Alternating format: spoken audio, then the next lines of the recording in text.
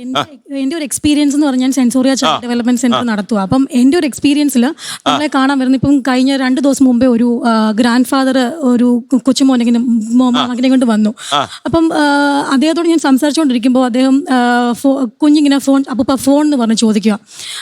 അദ്ദേഹം ഫോൺ ഇങ്ങനെ എടുത്തങ്ങ് കൊടുക്കുക എൻ്റെ കൺസൾട്ടേഷൻ റൂമിൽ എൻ്റെ മുന്നിൽ വെച്ച്. അപ്പം ഞാൻ പറഞ്ഞു സാർ കൊടുക്കണ്ട, ഞാൻ അങ്ങ് റെസ്ട്രിക്ട് ചെയ്തു. അപ്പം ഇതിന്റെ ഭാഗമായിട്ട് ഇവൻ കുറച്ച് കഴിഞ്ഞപ്പോൾ അദ്ദേഹത്തെ മാന്തുക, ഇടിക്കുക.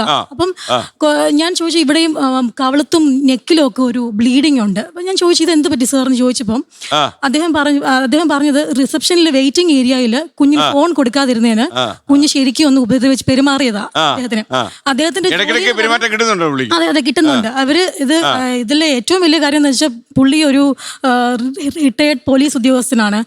ആ ഒരു അദ്ദേഹത്തിന് പോലും ആ കുഞ്ഞിനെ മാനേജ് ചെയ്യാൻ പറ്റുന്നില്ല എന്നുള്ളത് വലിയ ഒരു നിസ്സഹായ അവസ്ഥയാണ് നമ്മൾ കണ്ടുകൊണ്ടിരിക്കുന്നത്. അപ്പം ഈ ഫോൺ യൂസേജ് എന്ന് പറഞ്ഞാൽ ശരിക്കും ഒരു നമ്മുടെ വയലന്റ് ആവുന്നുണ്ട്. അവരുടെ അറ്റൻഷനെ അത് ബാധിക്കുന്നു, അവരുടെ ഫോക്കസിനെ ബാധിക്കുന്നു, പഠനത്തിൽ വരെ അഫക്ട് ചെയ്യുന്നു. ഒരു 2ാം ക്ലാസ് 3ാം ക്ലാസ് ആകുമ്പോൾ നമ്മൾ അക്കാഡമിക് ബാക്ക്വേർഡ്നെസ് എന്ന് പറഞ്ഞ് കുഞ്ഞുങ്ങൾ വരാറുണ്ട്. അപ്പോൾ ആ സമയത്ത് നമ്മൾ ചെക്ക് ചെയ്യുമ്പോൾ സ്പീച്ചിന്റെ ലാംഗ്വേജിന്റെ ഇൻഡെപ്ത് നോളജ് ഇല്ലായ്മയാണ് നമ്മളവിടെ കാണുന്നത്.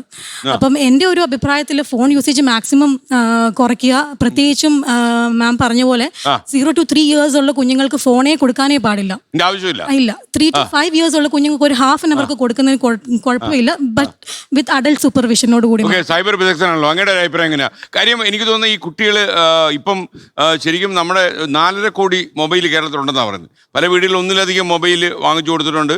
അമ്മാവനെ വിളിക്കാൻ ഒരു മൊബൈല്, അനിയനെ വിളിക്കാൻ വേറൊരു മൊബൈൽ, അങ്ങനെയൊക്കെ ആൾക്കാർ സിം കാർഡുകൾ ഉപയോഗിക്കുന്ന ഒരു കാലമാണ്. ഇനി ഈ 11 മണിക്കൂർ കൊണ്ട് ഇതൊക്കെ നിരോധിച്ചാൽ ഇനി അതിലും വലിയ അപകടമാകുമെന്നുള്ളതാണ്. ഇപ്പൊ ആന്ധ്രാപ്രദേശിലൊക്കെ ചന്ദ്രബാബു നായിഡു ഒക്കെ ഇത് നിരോധിക്കണമെന്ന് വലിയ അഭിപ്രായക്കാരാണ്. അതിനകത്ത് ഏറ്റവും വലിയൊരു കാര്യം ഇപ്പൊ പല ആളുകളും പറഞ്ഞു അതിനെ പറ്റി. പിള്ളേർക്ക് ഇത് കറക്റ്റ് ആയിട്ട് അറിയാം. പലപ്പോഴും പാരന്റ്സ് ചെക്ക് ചെയ്യുന്നതിന് മുമ്പ് തന്നെ കംപ്ലീറ്റ് ആപ്പും ഡിലീറ്റ് ചെയ്യും. അങ്ങനെ ഒരു സിസ്റ്റം ഈ ക്ലിയർ ആളിൽ ഡിലീറ്റ് ചെയ്ത് എങ്ങനെയാണെന്നും ഒക്കെ മോനറിയാം അല്ലേ? മറ്റേത് ഡിലീറ്റ് ചെയ്ത് അമ്മ തിരിച്ചെടുക്കുമെന്നും അത് കറക്റ്റ് ആയിട്ട് അവർക്കറിയാം. പിന്നെ ഈ പറഞ്ഞ കുട്ടികളെ ഏറ്റവും കൂടുതൽ സൈബർ തട്ടിപ്പുകാർ അല്ലെങ്കിൽ ഇതുപോലത്തുള്ള ചൂഷണം ചെയ്യാനായിട്ടുള്ള സാധ്യത കൂടുതലായിട്ട് പ്രധാനപ്പെട്ട കാര്യം പ്രധാനമായിട്ട് ഇവർക്ക് വരാൻ സാധ്യതയുള്ള അപകടം എന്താണ് അങ്ങയുടെ അഭിപ്രായത്തിൽ? ഇപ്പൊ ഏറ്റവും കൂടുതൽ ഇവര് ഡേറ്റിംഗ് ആപ്ലിക്കേഷനുകൾ ഉപയോഗിക്കുന്നുണ്ട്. മുതിർന്ന ആളുകൾക്കാണ് ഡേറ്റിംഗ് ആപ്ലിക്കേഷൻ ഉപയോഗിക്കാൻ പാടുള്ളൂ. ഉപയോഗിക്കുന്നുണ്ടോ? ഒരുപാട് പേര്, പ്രത്യേകിച്ച് ഗേ ആപ്ലിക്കേഷൻ ഉപയോഗിച്ച് ഒരു പ്രായപൂർത്തിയാവാത്ത കുട്ടികളെ ചൂഷണം ചെയ്ത കേസുകൾ നമ്മുടെ കോഴിക്കോട് റിപ്പോർട്ട് ചെയ്തിരുന്നു. അതേപോലെ തന്നെ ഡേറ്റിംഗ് ആപ്ലിക്കേഷനുകൾ ഉപയോഗിക്കുന്ന ഒരുപാട് കുട്ടികൾ ഇവിടെ ഉണ്ട്. അപ്പൊ ഈ ഡേറ്റിംഗ് ആപ്ലിക്കേഷൻ ഉപയോഗിക്കുന്ന സമയത്ത് പാരന്റ്സ് ചെക്ക് ചെയ്യാൻ വേണ്ടി വരുന്ന സമയത്ത് ആ ആപ്പ് അതിൽ കാണില്ല. ഇവർക്ക് പലപ്പോഴും ഇവർ ചാറ്റ് ചെയ്യുന്ന ആളുകൾ ഇത്തരം ആപ്പുകളിലേക്ക് കയറാൻ ഏജ് ലിമിറ്റ് പ്രശ്നം എന്ത് വേണമെങ്കിലും ടൈപ്പ് ചെയ്ത് കൊടുക്കാലോ. നമ്മൾ ടൈപ്പ് ചെയ്ത് കൊടുക്കണതാണ് അതിനകത്ത് കാണിക്കുന്ന ഏജ്. അപ്പൊ അങ്ങനെ പോകുന്ന സമയത്ത് ഇപ്പൊ ഇന്ന് ഇവിടെ കേരളത്തില് ഓപ്പറേഷൻ P100 എന്ന് പറഞ്ഞൊരു ഡ്രൈവ് കേരള പോലീസ് നടത്തിയിരുന്നു. 2017 തൊട്ട് ഈ വർഷം വരെ കണ്ടിന്യൂസ് നടത്തിക്കൊണ്ടിരിക്കുകയാണ്. ഈ ഡ്രൈവില് പിടിച്ചെടുത്ത ഇമേജുകളും വീഡിയോകളും നമ്മളുടെയൊക്കെ കുടുംബത്തിലുള്ള കുട്ടികളുടെ ഇമേജുകളാണ്. ഈ പറഞ്ഞ ഇമേജുകൾ എങ്ങനെ ഈ പറഞ്ഞ ഈ അക്യൂസ്ഡിന്റെ കയ്യിലെത്തി? ഈ കുറ്റവാളികളായിട്ടുള്ള ആളുകളുടെ നിന്ന് പിടിച്ചെടുക്കുന്ന മൊബൈൽ ഫോണുകളും ഡിജിറ്റൽ ഡിവൈസുകളും മൊത്തം ഇത്ര ഇമേജുകളാണ്, ഇത്തരം വീഡിയോകളാണ്. അപ്പൊ ഇതെല്ലാം ഒന്നില്ലെങ്കിൽ ഗെയിമിങ്ങിന്റെ പേരിലോ അല്ലെങ്കിൽ മറ്റെന്തെങ്കിലും തരത്തിൽ ചൂഷണം ചെയ്ത് കളക്ട് ചെയ്യുന്ന മൊത്തം ഇമേജുകളാണ് ഇവർ സർക്കുലേറ്റ് ചെയ്തുകൊണ്ടിരിക്കുന്നത്.